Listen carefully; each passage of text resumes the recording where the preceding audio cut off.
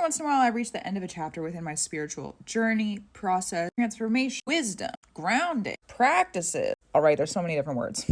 So many different ways that can be looked at. And recently, I have grounded another one of those chapters. It's over. It's done. So grateful. Also recently in my sessions with people, which are now closed for anyone who that is interested, just a heads up. Okay, clarity. In my sessions with people recently, a lot of the times I do work with people who are going through initiation or starting initiation, or there's some form of consecration within that initiation. Okay, that's something that spirit, the highest spirit, thank goodness, has had me on the path work of helping other people in that practice for years now. For years.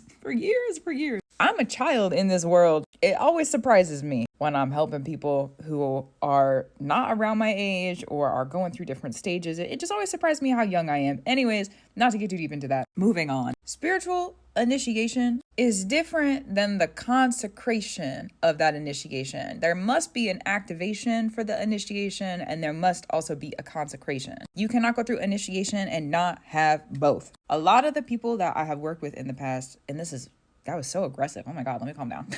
Hey, maybe chill a little bit, you know? Hey, maybe don't be so aggressive. Hey, maybe it's all right. Hey, maybe take a breath.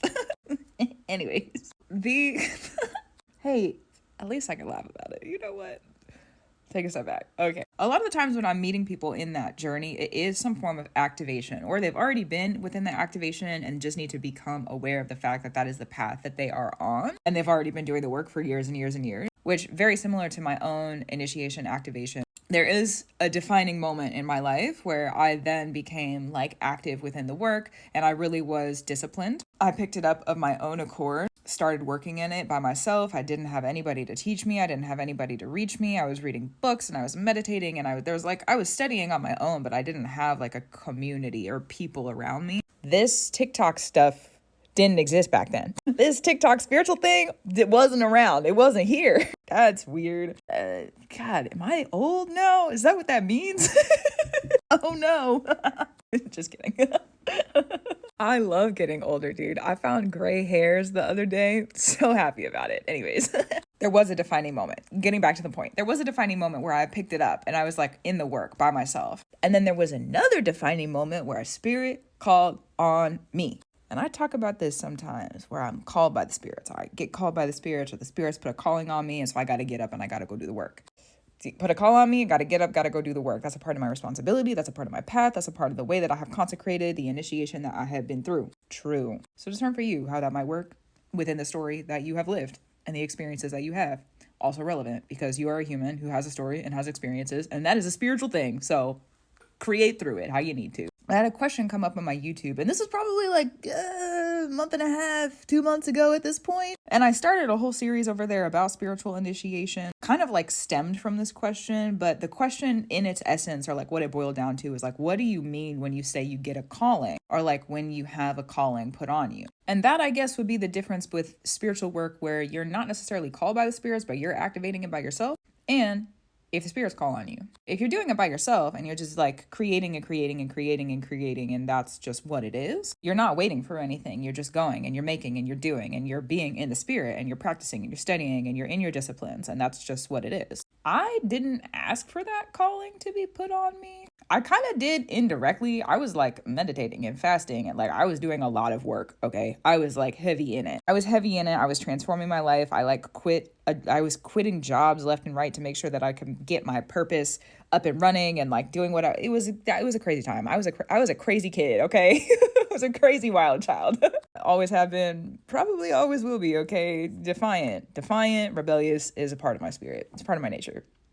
I'm grateful for that, honestly. So I didn't sit and ask for a calling to be put on me. That you can't really, I guess you could ask for a calling to be put on you. I don't know how that would work though, because they call on me enough. Listen, love y'all, love you. They call on me enough. I don't want the extra if I don't need it. With reverence, only call on me if you need me. Thanks. But there was a calling put on me. I didn't know that that's what it was at the time, though. I didn't understand. I didn't have the vocabulary. I didn't have the experience. I didn't have the know-how to understand that's what it was. But I've been doing all this work. I've been clearing out my systems. I've been getting really sober. I've been really disciplined for a while. Year and a half? About a year and a half. I was drive force forward for about a year and a half with my practices. And I was very refined. And I had gotten, for a youngin', I was pretty skilled. I was pretty up on it.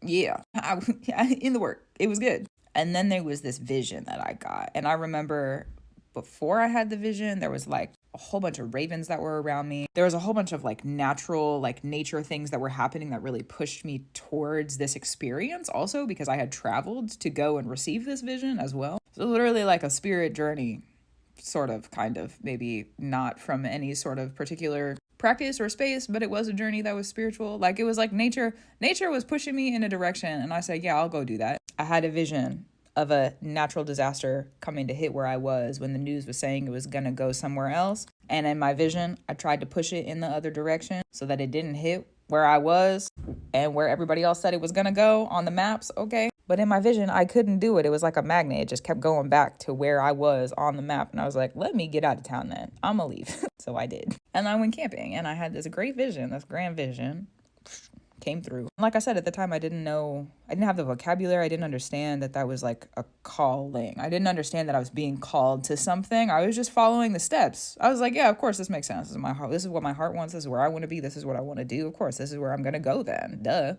For me, obviously, yes, that's for me. That's for me. It's for me. So I did it. And there was a whole bunch of clarity that came through, because the vision that I received was like a purpose vision. I don't want to get too specific into the vision itself, because it's something that I hold very sacred to myself. It's a very, very sacred, very, very secret sort of story. But it really redirected the way that I looked at myself and the way that I lived my life and the way I looked at the world and my perspectives on my practices and my perspective. It was just like a jump point moment. Maybe I'm telling this story maybe there's going to be another one of those soon. I haven't had one of those in a while.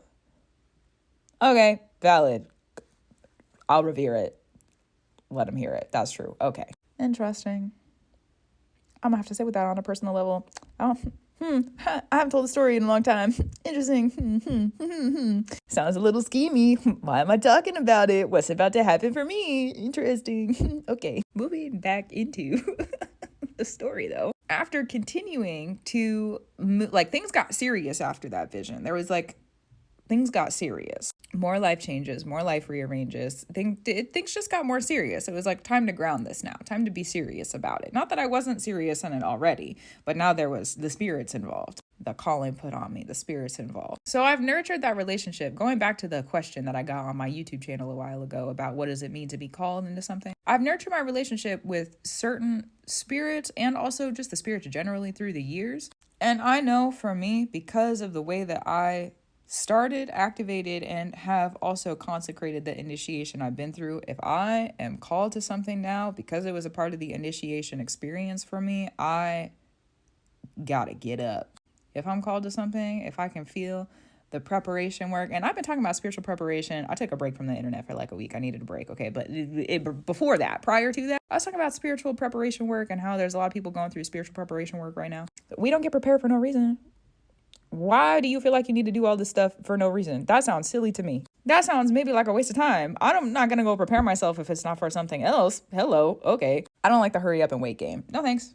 No thanks. So spiritual preparation, we prepare. But then there's also like a receiving. Lots of people have been clearing out stuff recently. Cleansing, clearing, honoring and revering the cleansing and the clearing. There's like a receiving coming in because of that too. It's like we're making space, making room, transitions and shifts. And next year also with what Neptune and Saturn are doing, there's a lot of spiritual gifts, a lot of spiritual gifts and lifts and gifts and lifts and get this back and forth. Okay, it's a lot. Okay. The gifts, it grounds. The lifts, it goes up. The gifts, it grounds. It's back and forth.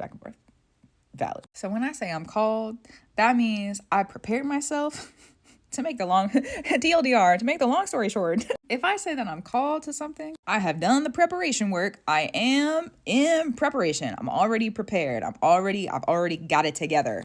Down to my bones, I've got it together. Sometimes that means changing the tones of the bones, okay? But I got it together. And then there's something that comes through that shifts me into a new perspective or a new practice or a new place or a new space. There's a spiritual change after that. There's a spiritual calling. And in that spiritual calling, however it is that I am called and whatever it is that I am called to, I step up into the position. If it's something that I want, because you don't have to answer the call. You could let it go to voicemail. But I like answering them. They're always fun. Adventure time, spiritual wisdom.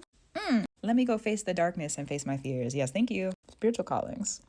Interesting. So keep up your brew. Keep doing what you need to do. And gratitude, reverence, and love to you. I just want to tell that story because it's been coming up recently. So revere it if you hear And if you fear it, you can clear it. Grateful for you. And I'll talk to you soon.